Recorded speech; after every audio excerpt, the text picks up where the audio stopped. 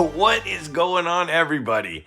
All right, I mean, my voice is coming back, my energy's coming back.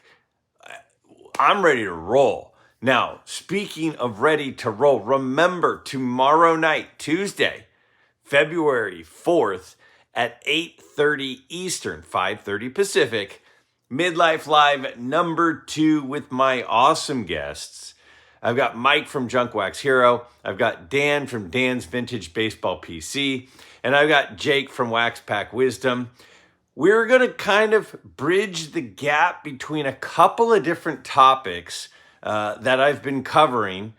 First, a couple of weeks ago, 2-3 weeks ago, I was talking a lot about hobby relevance and who is going to continue to be hobby relevant. And the thing I like about these three guys' channels is they are all people who collect some guys that are hobby relevant, but they don't have to be long-term hobby relevant people to be in their collection. And so I want to hear from them on the importance of hobby relevance, the importance of their long-term values, things like that. But then Friday, I posted that video from that I did with Adam, and we looked into some cards that were in PSA slabs. He cracked them out, sent them into SGC, and my goodness, the grades were dramatically different. So I have a feeling that grading might come up in that episode, that live stream tomorrow night. Please join us. It's way more fun when there's a lot of people in the chat. So come check that out. Now, today we're going to be talking about grading. Now, my question last week was, where do you all stand on grading right now? Are you an SGC person? Are you a PSA person?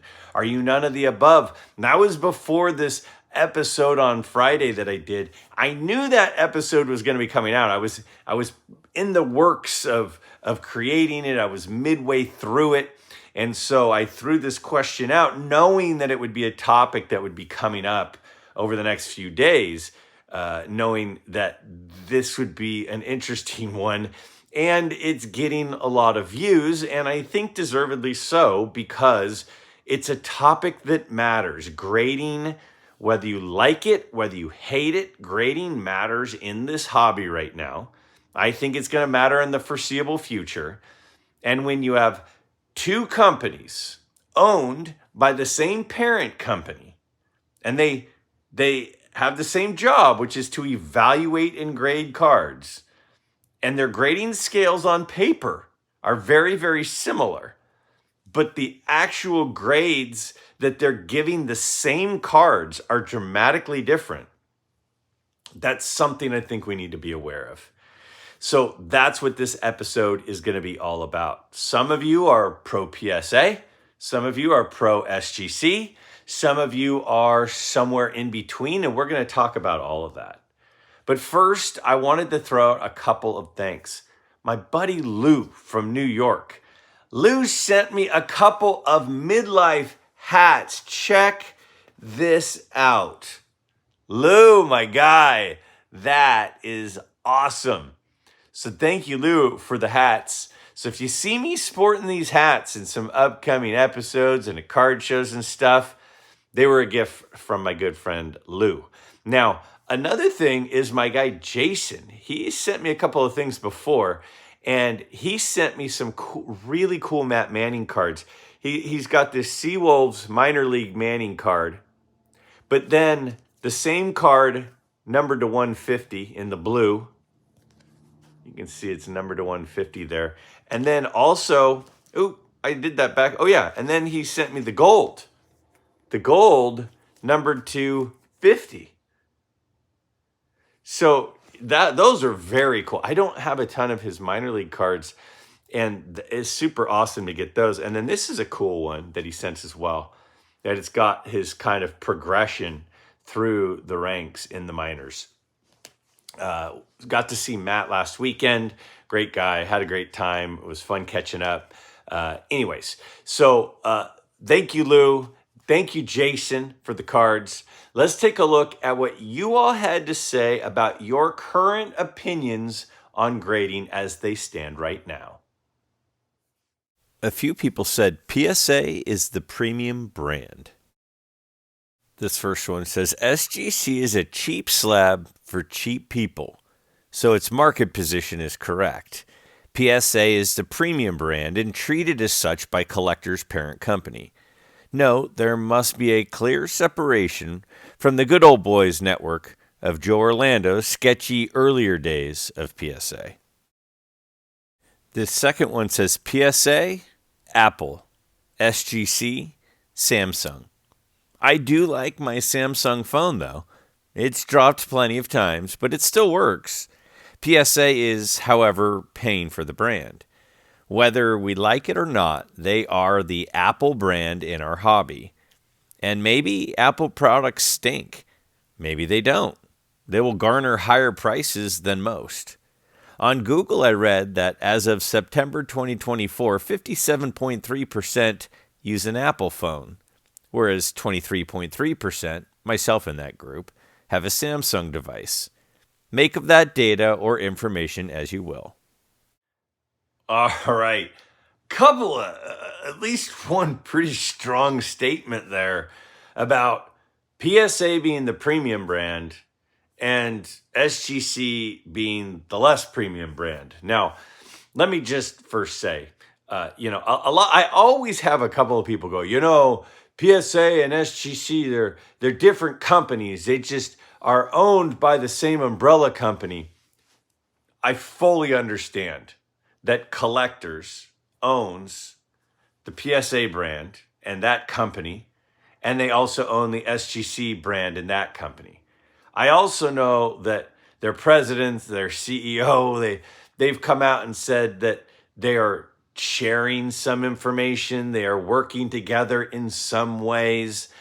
So there is absolutely going to be a lot more collaboration and sharing of information when you have these companies that are owned by the same group.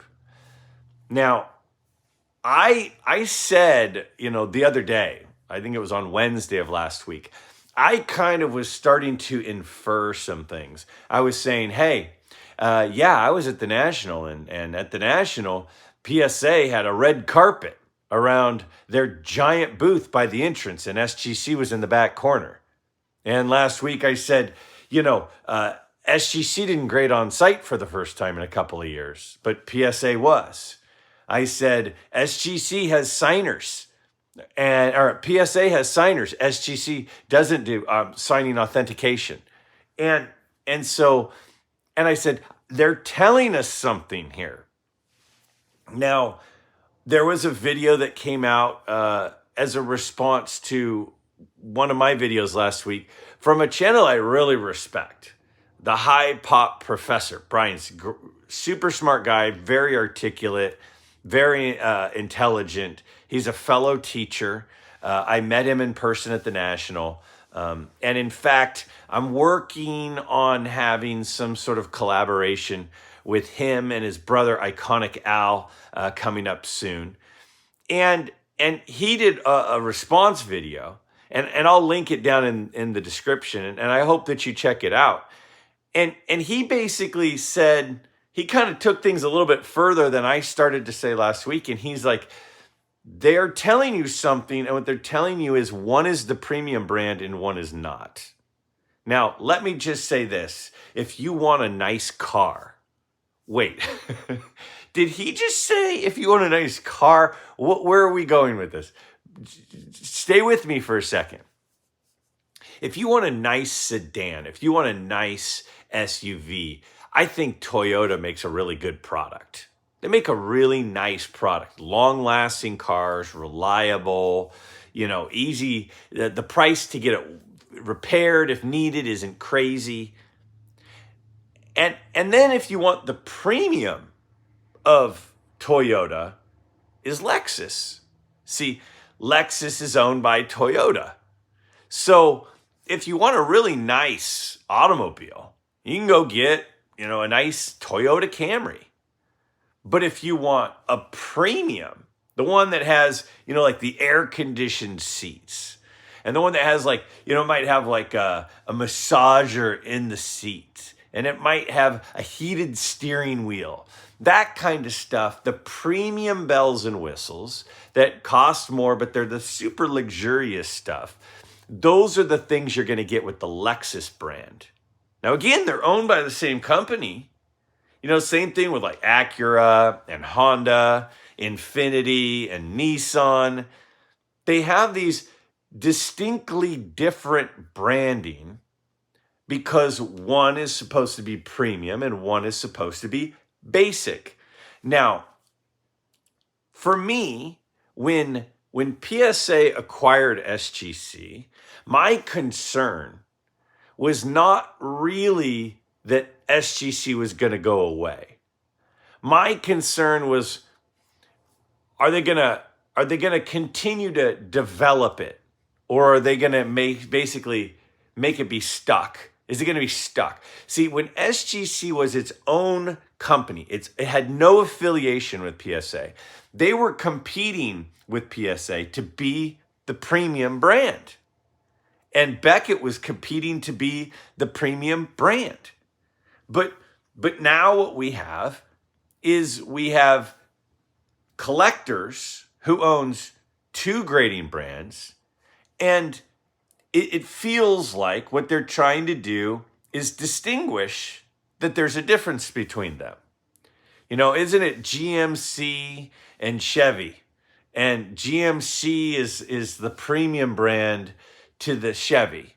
And Chevy's a good product. Now, some of you might not agree with that. I'm just saying. They seem like good products.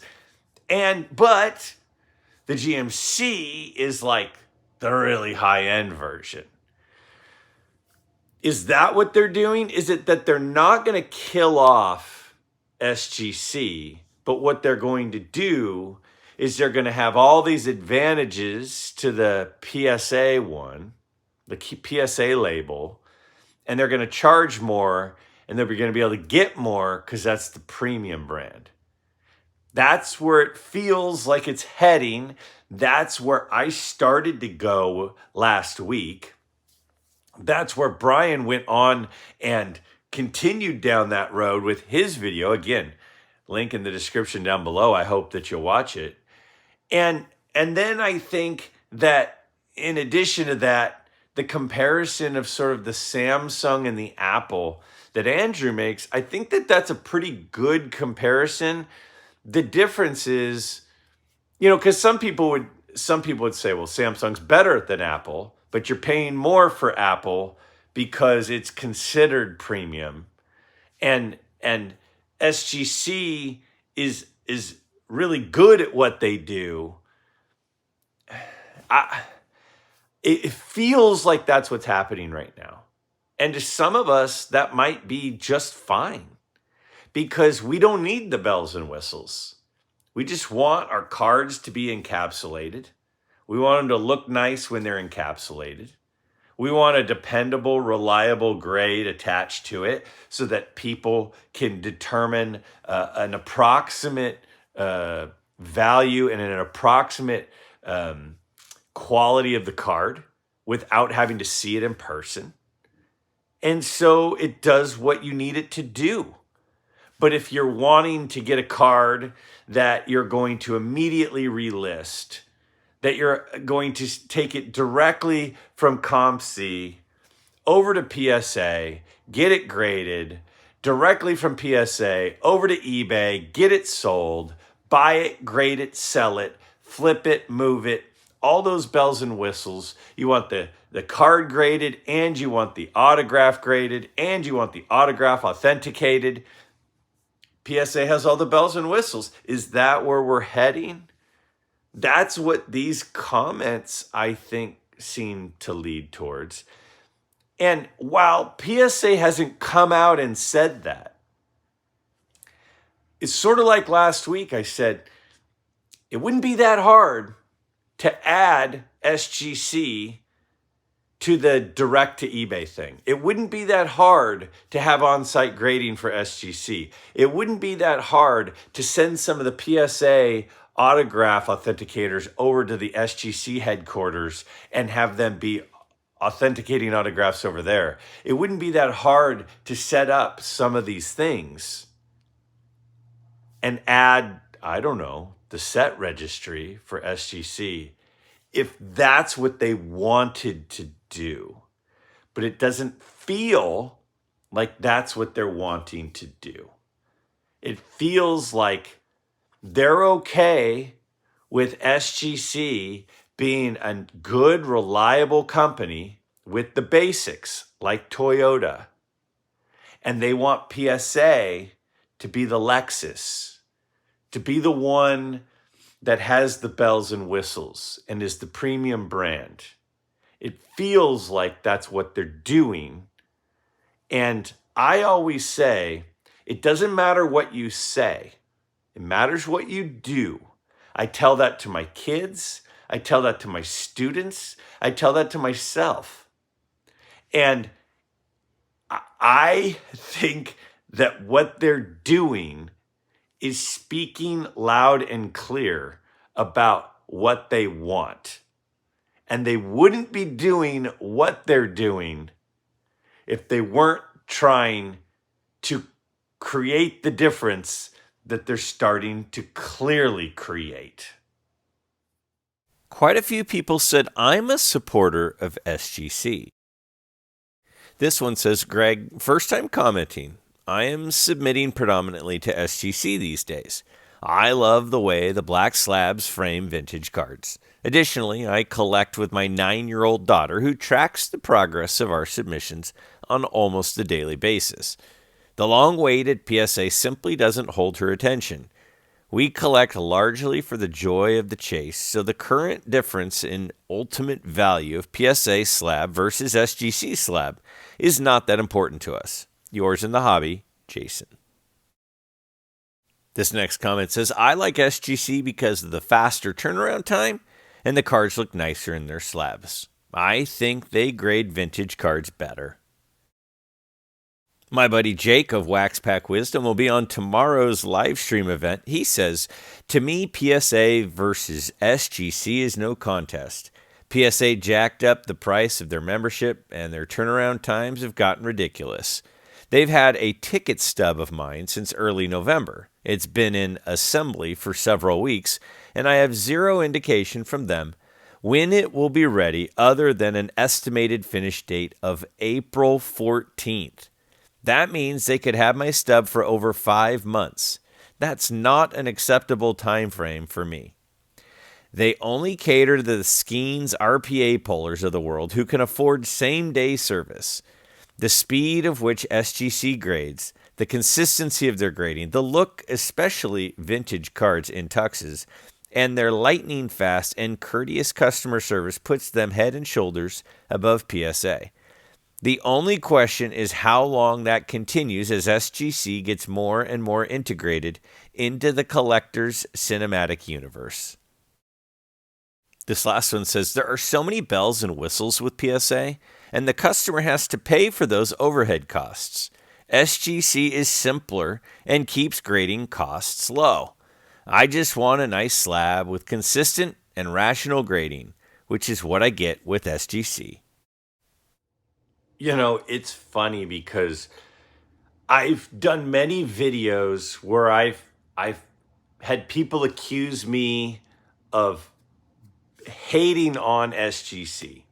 And I've had videos where people accuse me of hating on PSA.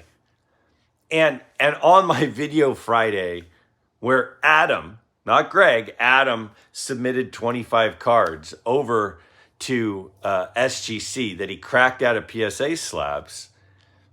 And I just reported, well, this is a picture of what it looked like in the PSA slab. And here's a picture of it in the SGC slab. And then I had, you know, as always, a handful of people give me a thumbs down and a handful of people, you know, say, you know, Greg, you're crazy and you're just a shill for SGC and you hate PSA.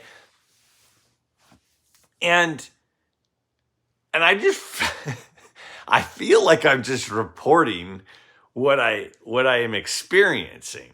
Now, I absolutely insert opinions. Opinions are fun. We all have opinions. And part of my thing is my opinions have changed. You know, I've said for years, for 20 years, I would only buy PSA slabs. Only. Right now, and for the past few years, I buy PSA and SGC. But I also have some Beckett that I've bought. And I have some CGC, CSG, whatever they call themselves now. I have a few of those slabs as well. And right now, I have an order at PSA. So for the guy who people say hates PSA and is a shill for SGC, I've got 2 cards right now at PSA. And if PSA happen to see my video, I don't think that's going to help my cards in that submission. Why did I submit them to PSA? I'll share that when they come back. When the results come back, I'll share why I submitted them to PSA. The last submission I did before that. So the submission I did before that was I did an SGC over the summer and a PSA over the summer. So of my last 3 submissions, 2 were to PSA, 1 was to SGC. I don't know. The overwhelming response from all of you is that you're all in on SGC. You're a fan of SGC. You use SGC. SGC is better. Now, do I think that that's what everyone in the card community thinks? Well, no, because PSA has 10 times as many cards that get slabbed each month than SGC. So it's funny because if you went through last week's comments, I bet there were 40 comments that said, I'm PSA, I won't use SG. Let me say that again. There were 40 comments that said, I'm an SGC person, I won't send into PSA. And there was the one I just showed about PSA. That was the only pro PSA comment. Now, Andrews wasn't pro PSA. It was just talking about the difference in like the branding. But the one that said PSA is premium for premium people or whatever, and SGC is second rate for second rate people or whatever, that was the only comment from my video last week that was pro PSA. So does that mean that everybody hates PSA? Of course it doesn't. Again, they're having like 1.25 million cards graded each month. They're obviously not hated. But what it tells me is the people who watch this video, the people who watch this channel, the people, Midlife Nation apparently is not high on PSA. And those comments, one after another, here's the reasons why. I like having good customer service. I like fast turnaround times. I like paying half the price. I like not having upcharges. I like the way it looks. On and on and on. So it's just so interesting to me. So interesting that PSA is having 10 times as many cards submitted, and they're backlogged right now, than SGC. But SGC, if you watch this channel, all says, I'm only SGC. Now, I understand that SGC has deep roots in vintage, specifically pre-war. Like for years and years and years, that was their kind of spot in the market. And I feel like it expanded from pre-war back some to include a lot of the, 40s, 50s, 60s, even some 70s.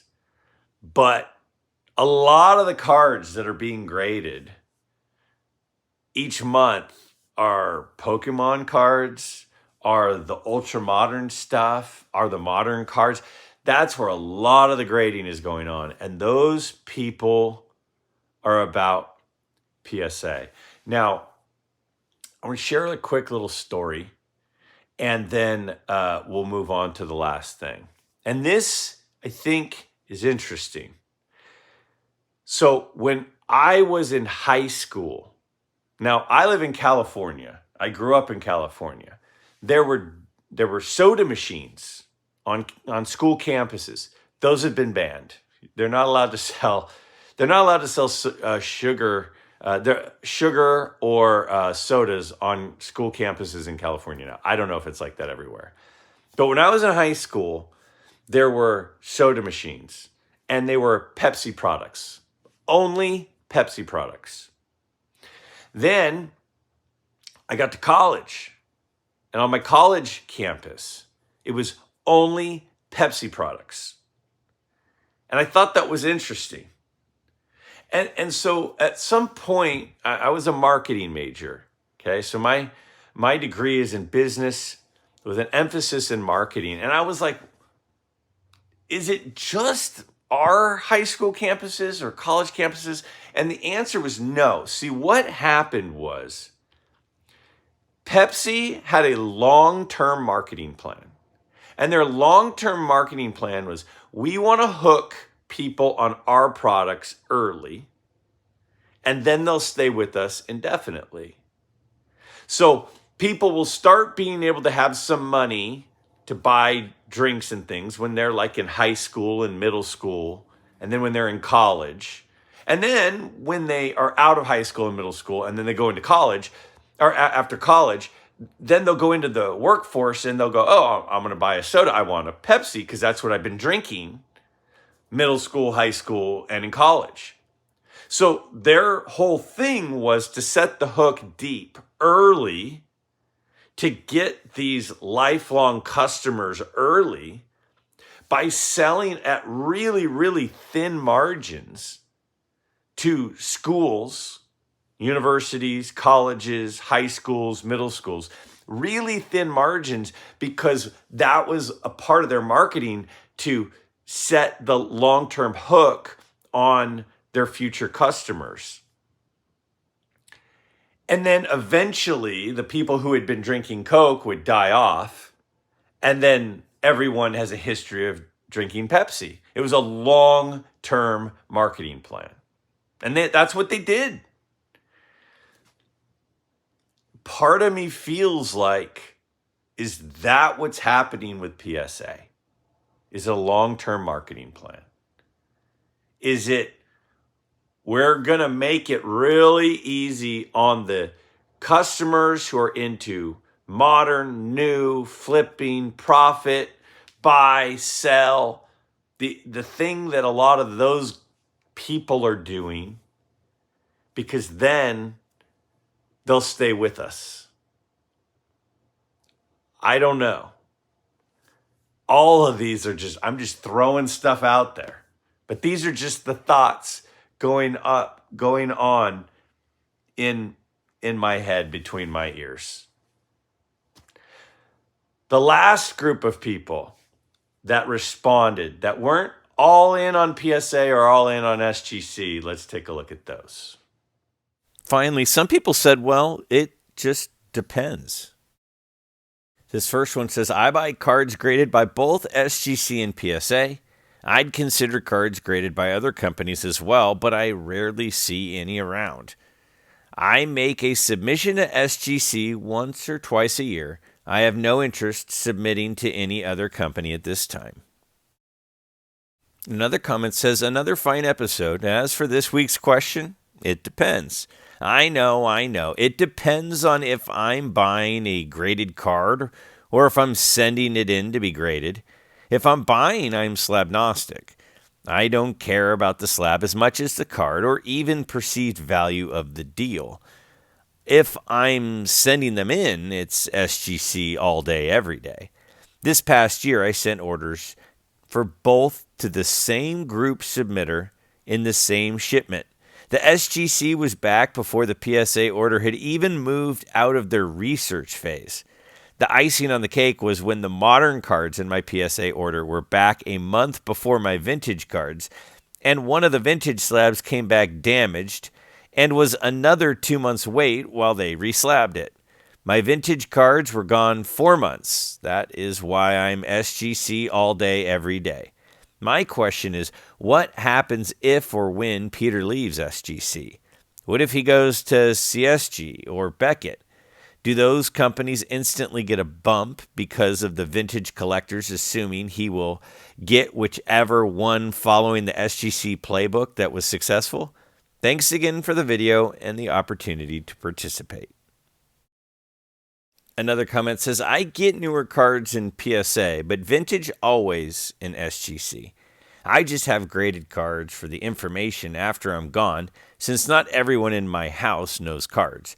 Heck, my wife watched the 1950 World Series episode on YouTube with me and started laughing because of Yogi Berra's name. So she needs all the help. And finally, this last comment says, I buy PSA 95%, SGC 5%, mostly on vintage and pre-1980s.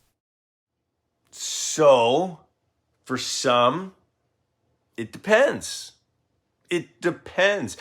See, here's the thing. If you are an SGC person, but you buy cards that you want authenticated as authentic autographs, the card has been autographed, you can't be all SGC. If you are into photos and you want type 1 photos, that's something you want to collect, or ticket stubs, you can't be all SGC. You have to do some things in PSA. So do you think collectors is going to say, hey, you know what, SGC, you go ahead and start authenticating autographs too and grading them? No. And you go ahead and start, grading type 1 photos? No. Those aren't going to happen. So for some people, it depends, because some of the things that people want to collect, SGC doesn't offer. And now that collectors whose premium item is PSA, they're not going to suddenly go, SGC, you go ahead and start doing it too. Give everyone access to the stuff that we do over here and water down the premium brand to help out this other brand. I mean, isn't that what is happening? Tell me, am I wrong? Is that not what's happening? That feels like that's what's happening. Personally, I think new cards, shiny cards, personally, I think they look better in PSA holders. I think that pre-war cards look 10 times better in SGC. The pirate cards that I collect, those N19 Allen and Ginter cards, I think they look way better in SGC. I think T206 is way better in SGC. T205 is way better. Gaudy's way better. This is just Greg's opinion. I think they look better in those. But if I'm looking at a 93 finest refractor, I think those look better in PSA. If I'm just from a looks standpoint. Now, the one exception is the 71 top set, the black borders, and the 62 football, same black borders. I don't think those look as good in SGC slabs as they do in PSA slabs. I get that it depends. Again, I just shared a few minutes ago.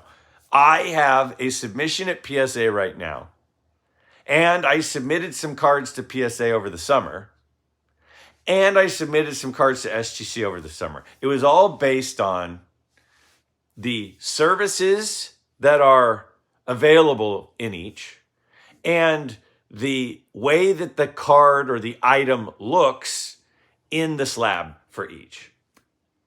I really wish I could be all one, but I can't be, because I really prefer SGC some of the time in the way it looks. And I prefer the way it looks sometimes for PSA, or they offer services that SGC doesn't. So I think I'm stuck forever having some SGC and some PSA, which as an insanely OCD person is difficult. I don't say that lightly. I don't make light of the term OCD. Trust me on that. Guys, tomorrow night, Midlife Live number 2 is going to be a lot of fun. I hope that you come out and hang out with me, Dan, Jake, Mike. Bring some questions. We'll open it up. I'll definitely be active with the chat. But first, my question for next week. My question for next week is as follows. Who is a non-Hall of Famer or a player that is not a permanent hobby relevant player that you collect? And why do you collect them? I think sometimes a lot of people get too focused on the hobby relevance. And I think it's an interesting conversation. I think brainstorming and hypothesizing is fun. But I don't want anybody to think that the only players you should be collecting are the long-term hobby relevant guys. We are collecting sports cards, and we're doing it for fun. It's supposed to be fun. And it's supposed to bring us joy and bring back memories. I collect cards. Again, IPC 3 guys. I have lots of Matt Manning cards. I don't anticipate him making the Hall of Fame. I have lots of Greg Nettles cards. He is not a Hall of Famer at this moment. I hope that he eventually gets in. I don't think that he'll get in. And then I collect Roger Clemens. Those are my 3 guys. I am a big supporter of collecting what you like and who you like. And I want to know, who do you collect that's not a Babe Ruth? It's not a Jackie Robinson. It's not a Mickey Mantle or a Hank Aaron or a Lou Gehrig or a Ty Cobb. Who do you collect that's not a long-term hobby relevant person? But more importantly, why do you collect them? I look forward to hearing your responses and sharing many of them next week.